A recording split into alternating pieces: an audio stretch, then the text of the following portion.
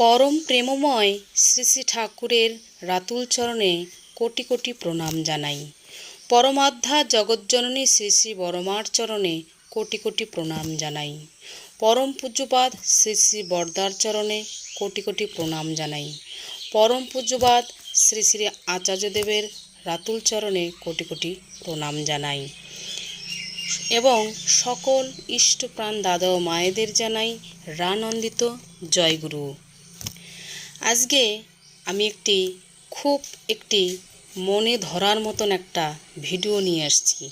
সেটা হচ্ছে, আমরা অনেকেই এখনও আছি, সদ্গুরুর দীক্ষা নিয়েছি, ঠাকুরের দীক্ষা নিয়েছি, স্বস্ত্যয়নী করে করছি, সব কিছুই করছি, ডিপি ওয়ার্কস করছি, তবুও এখনও অনেক দাদা মায়েরা আছি, আমরা মনের মধ্যে কিছু একটা খুঁত থেকে গেছে। সেটা হচ্ছে, আমি ঠাকুরকে মানি কিন্তু আচার্যকে মানি না।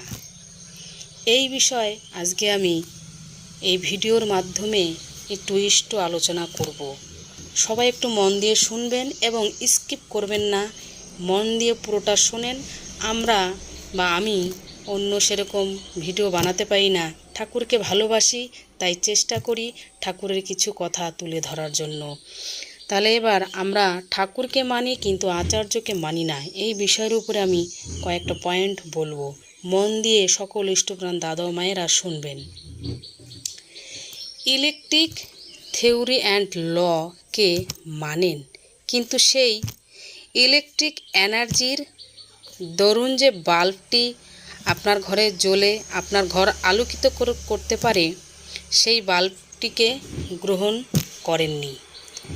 তার মানে আপনি সূর্যকে মানেন, কিন্তু সেই সূর্যের আলো প্রতিফলিত করে যে চাঁদটি আপনার আঙ্গিনায় জ্যোৎস্নায় ছড়িয়ে দিচ্ছে, সেই চাঁদ আপনি চান না।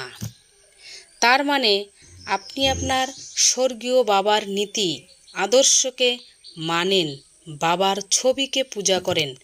আপনার যে বড় ভাইটি বাবার নীতি আদর্শকে নিজের জীবনে সম্পূর্ণরূপে বাস্তবায়িত করে বাবাকেই নিজের মধ্যে প্রকাশিত করেছেন, সেই বড় ভাইকে স্বীকার করেন না।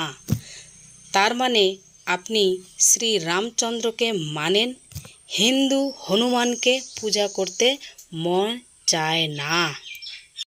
তার মানে আপনি আকাশের মেঘ দেখতে ভালোবাসেন, কিন্তু মেঘ যখন বৃষ্টি হয়ে মাটিতে নেমে আসে, সেই বৃষ্টিতে স্নান করতে চান না।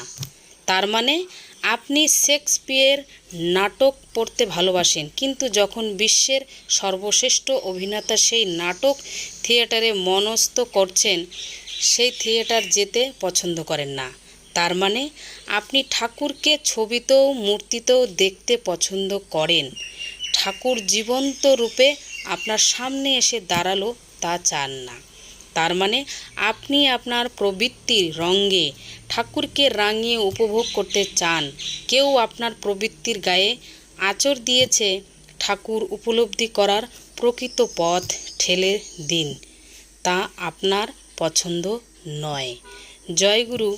এই হচ্ছে আমাদের আচার্যকে না মানার কথা। যদি ভিডিওটা আপনাদের ভালো লেগে থাকে, কথাগুলো ভালো লেগে থাকে, তাহলে এইভাবে আমাদের ঠাকুরের কাজ করতে হবে। আর ভিডিওটা সাবস্ক্রাইব করে আমার পাশে থাকার জন্য সবাইকে অনুরোধ রইল। জয়গুরু, জয়গুরু। সবাই খুব ভালো থাকবেন।